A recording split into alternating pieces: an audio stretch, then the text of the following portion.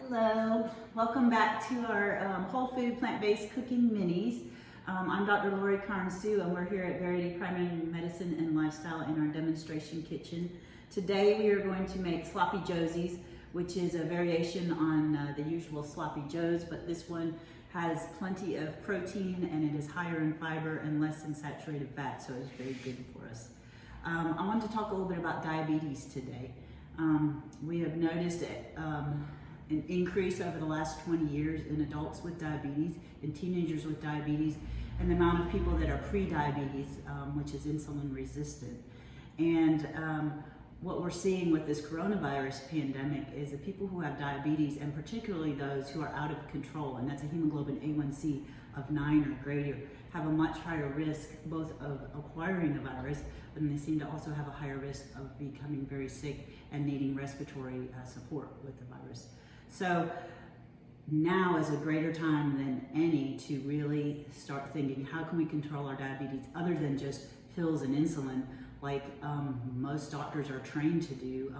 What can we do to really affect it with diet? And for many years, I, as a doctor, told people, go home, lose weight, and cut out the sugar in your diet. And you know, that's really not helpful for people because we have become a society, we just don't know how to take care of diabetes. We don't know how to cook. So hopefully with these, we're gonna bring you some little tips and a few recipes that you can do at home and start integrating into this in your diet, and you want your blood sugar start to come down and hopefully come off of some medications. So lentils, to start, are a bean. Lentils are used a lot in Indian cooking. It's the Indian word dal. This is what they look like raw. So we have some pre-cooked, and I'm not going to cook them for you today, but this recipe calls for 3 cups of cooked lentils. You can buy them in the section, buy the beans and rice, and buy them dry. It's very easy to cook. We cooked ours using vegetable broth. You can cook them in water, vegetable broth, or mushroom broth. Gives it a little bit of flavor without adding any fat. Don't use chicken broth or beef broth because then you're getting extra saturated fat that really just isn't necessary at all for this recipe. So for diabetes, let me go back and talk a little bit about diabetes because we see so much of it. And what happens, how do people develop diabetes? It's happening more and more, but what happens is if we are taking in sugar, and that may be sugar in the form of a spoonful of sugar or soda with a bunch of sugar, or it may be in the form of a complex carbohydrate that has oats or these lentils. Eventually that sugar gets broken down one way or another and turns into glucose. Glucose is what our body uses as fuel. So glucose is vital. We have to have glucose. When you stick your finger and draw a little piece of blood out, or when you go to the doctors and we check your blood sugar, that is glucose that we're checking. And a normal glucose is right around 80. But what happens over time is it starts to get higher and higher in diabetics because of something called insulin resistance. So in people who become insulin resistant, how does that happen? What happens is over time, we are taking in too much glucose. So for example, if you have a candy bar, a soda, a spoonful of sugar, something where all of a sudden there's all this glucose in your bloodstream, and instead of your sugar being 80, your sugar is now 160. Well, our body knows how to deal with that. Our body can deal with that quite easily. It just makes extra insulin, it drives that sugar down, it gets rid of some of it through the kidneys. We have lots of ways to compensate with this through our body's biochemistry. But what happens over time is if you keep doing this again and again, and you keep eating a standard American diet, which is not only high in sugars, but it's also high in fats, saturated fat, which comes from dairy products. It comes from chicken, it comes from red meats, it comes from most of the pastries and cookies and fast foods and fried foods that we eat. So having this in our diet on a daily basis, day after day and year after year, we eventually get fat molecules build up inside of our cells. So not everybody becomes obese, but a lot of people have fat inside their cells even if they're thin. And when that happens, then the body has difficulty getting the glucose from that bloodstream into the cell for fuel. And remember I said glucose is fuel. So if you have glucose that needs to be taken into your cell in order for your cell to be able to use it. If it's a muscle cell, to be able to run and to be able to perform and to do what you need to do. When you have a lot of fat molecules inside of your cell, then insulin, which is the key to getting glucose into the cell, cannot do its job properly. So what happens is the blood sugar starts to build up more out in the bloodstream because it can't get inside the cells. Your cells don't have the fuel they need, so what do people feel? What is the initial symptom of diabetes besides high blood sugar? It's fatigue. It's just not having energy. It's feeling weak all the time. And that's because your cells aren't getting that vital glucose that they use best for energy. And so when that blood sugar is high, the body compensates. Again, it has lots of ways to compensate for things, and it makes more insulin. So we start producing more and more insulin, and at the same time, the fat inside those cells prohibits the sugar from getting in, and eventually we have what's called insulin resistance, and we have more insulin. So why is that a problem? Well, insulin is a hormone, and when your hormone levels start running high, very, very complex biochemistry. All of our hormones are interdependent with each other. So we've got testosterone, estrogen, thyroid hormone, parathyroid hormone, cortisol, insulin. All of these hormones are a very delicate balance, and when one of them gets off, it can throw the other ones off. Well, insulin is the bully hormone. It is one of the biggest bullies. So when it gets high, it starts throwing everything off of balance a little more.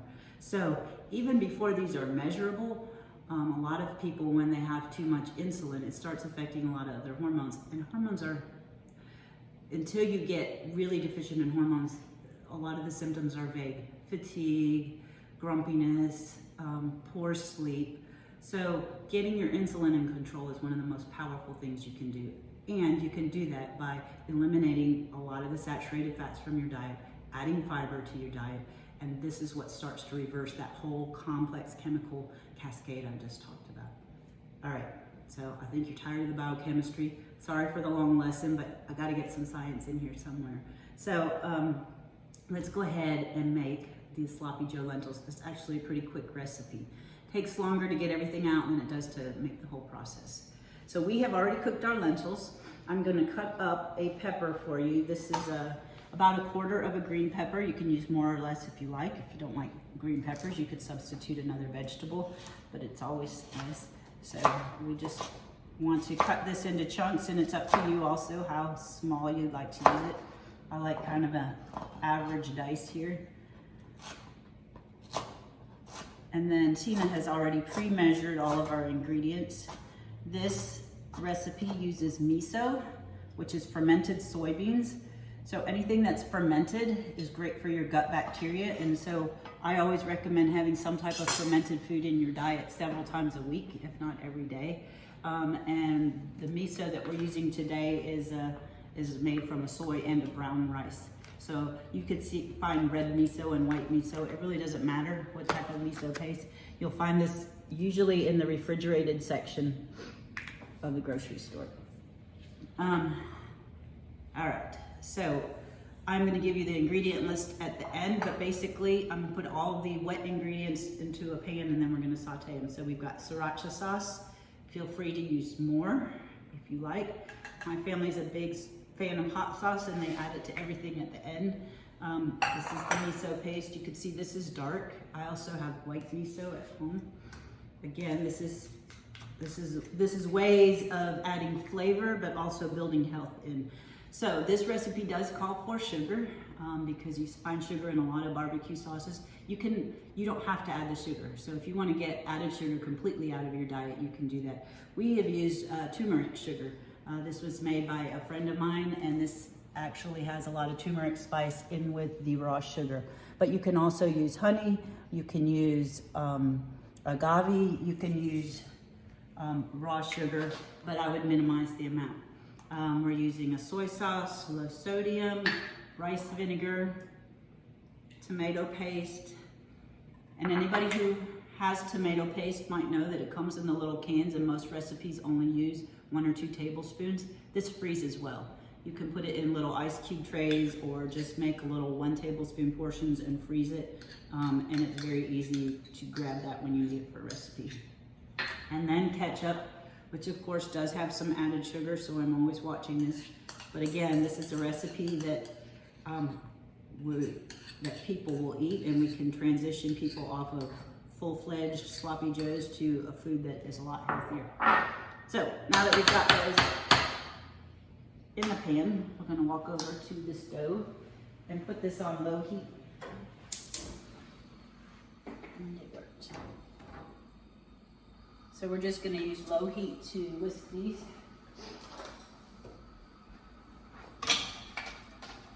And you just want to get this just enough to heat it, and then mix the wet ingredients together, and we're going to add the peppers to this eventually.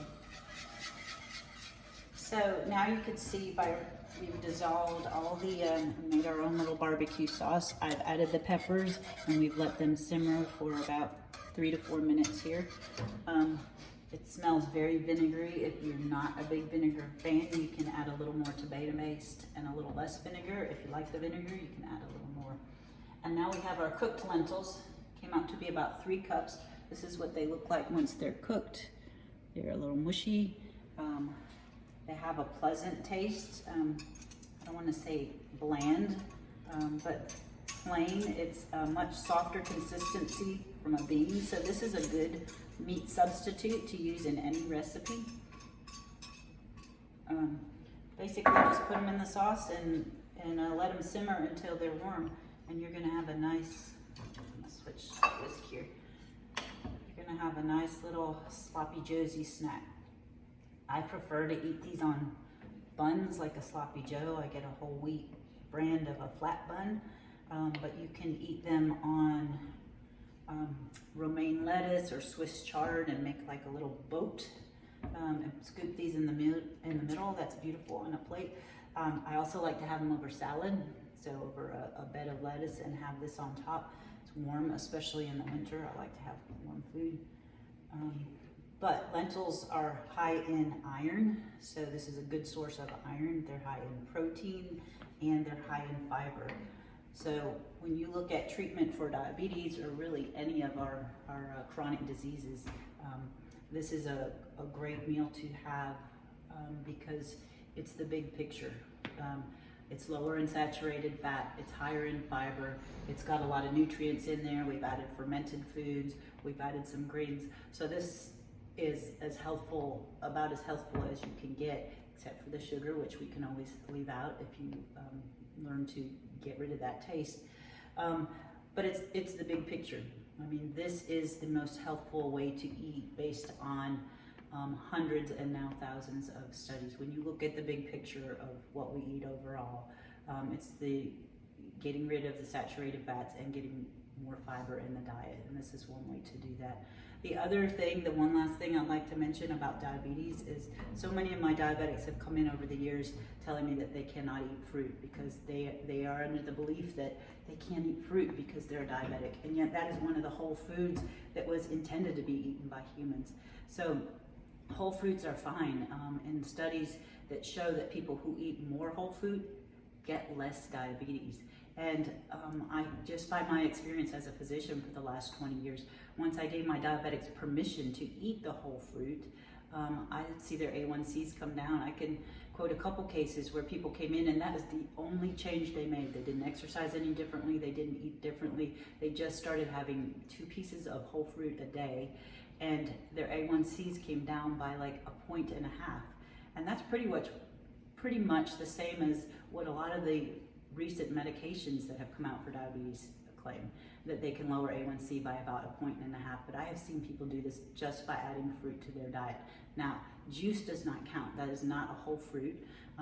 Juice has taken the fiber out of the fruit, and so it spikes that blood sugar just like a soda would. It may have some good vitamins and nutrients in it, but what it's missing is the fiber, and that really has to do with that sustained release of blood sugar and not a quick spike.